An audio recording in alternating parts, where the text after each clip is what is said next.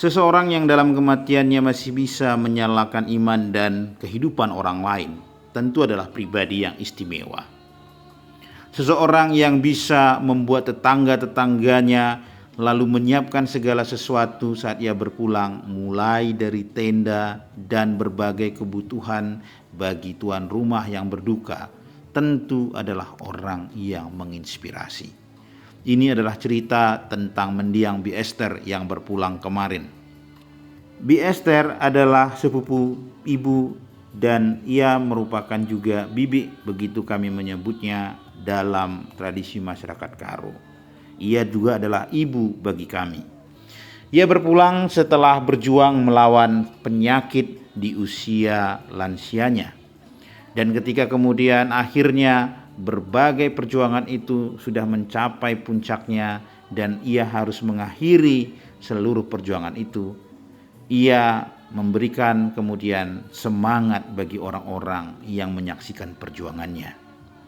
Pendeta yang hadir di dalam doa pemberangkatan jenazah menyampaikan bagaimana kemudian mendiang Bi Esther menyatakan kesiapan untuk kembali pulang.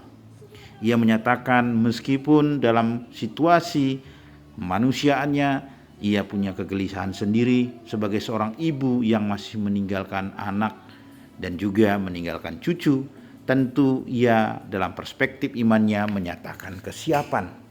Dan begitulah di bawah menara masjid, di balai RW di sebelah masjid itu, dalam suasana ibadah secara Kristen, bagaimana suasana yang magis terasa karena orang dari berbagai latar belakang, tidak peduli agamanya apapun, semuanya berbaur dalam cinta melepas kepergian Bi Esther.